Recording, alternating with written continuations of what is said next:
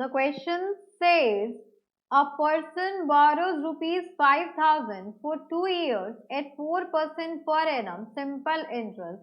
He immediately lends to another person at 6 by 4% per annum for 2 years. Find his gain in the transaction per year.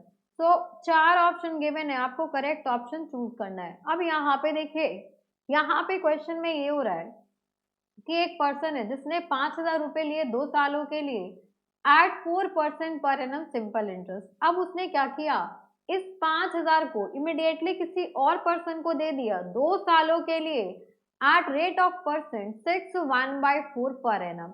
अब इस पूरे transaction में उसका per year gain कितना हुआ, ये हमें फाइंड आउट करना है। तो यहाँ पे दोनों ही सालों का इंटरेस्ट फाइंड आउट कर लें। यहाँ पे फर्स्ट केस में हम इंटरेस्ट फाइंड आउट कर लें और सेकंड केस का इंटरेस्ट फाइंड आउट कर लें, दोनों का डिफरेंस आ जाएगा आपके पास टोटल गेन। तो यहाँ देखिए इस क्वेश्चन को सॉल्व करते हैं। केस 1 लेते हैं। केस 1 व्हेन प्रिंसिपल, जिसको हम P से रिप्रेजेंट करेंगे, तो यहाँ पे आ गया आपके पास प्रिंसिपल कितना हो जाएगा, कितना उसने लिया है, उसने लिया है यहाँ पे 5,000 रुपए। तो this will be principal amount जिसको हम P से रिप्रेजेंट करेंगे, ये हो गया आपके पास 5,000 रुपीज। देन नेक्स्ट आपके पास टाइम पीरियड कितना है, तो टाइम जिसको कैपिटल T से रिप्रेजेंट करेंगे, ये गिवन है हमें 2 इयर्स। एंड नेक्स्ट आपको रेट ऑफ इंटरेस्ट भी गिवन है। तो रेट ऑफ इंटरेस्ट कितना हो जाएगा, रेट ऑफ इंटरेस्ट है मेरा 4% पर एनम। अब यहाँ से आप सिंपल इंटरेस्ट कैलकुलेट कर सकते हैं।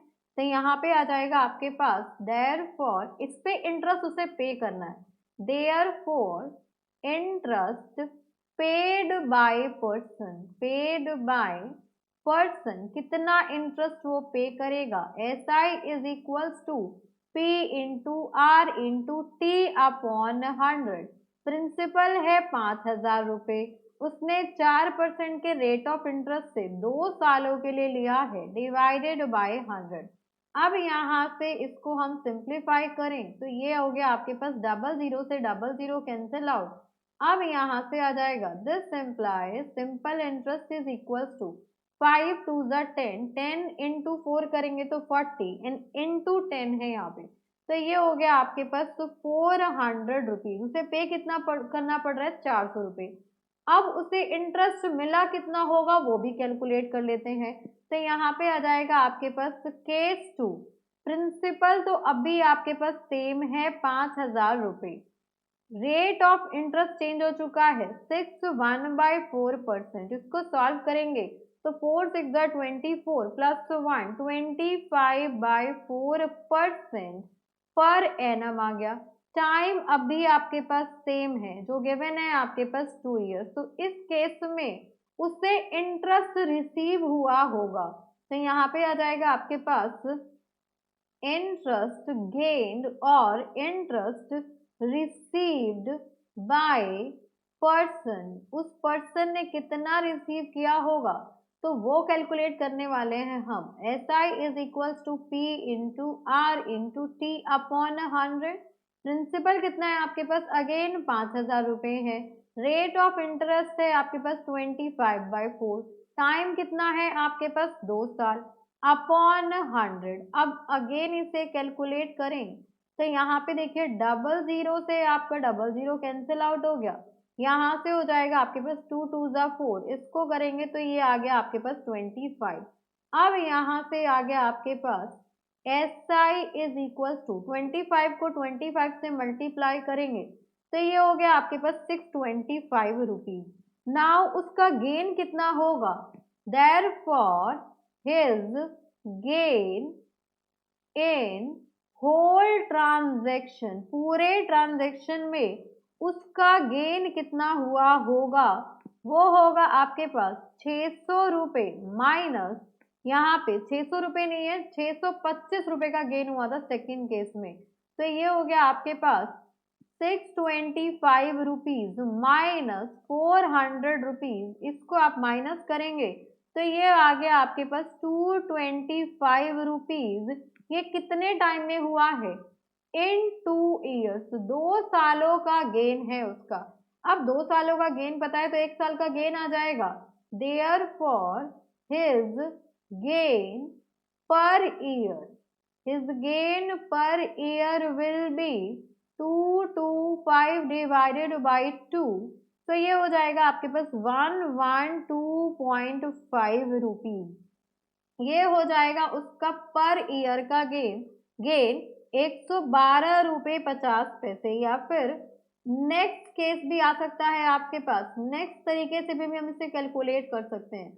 तो नेक्स्ट तरीका देखेंगे कैसे कैलकुलेट कर सकते हैं। हमें गिवन है कि देखिए रेट ऑफ इंटरेस्ट पहली बार जब उसने लिया तो 4% पे लिया, और जो उसने दिया है उसने 1/4% पे दिया, तो रेट ऑफ इंटरेस्ट के डिफरेंस से भी कैलकुलेट कर सकते हैं।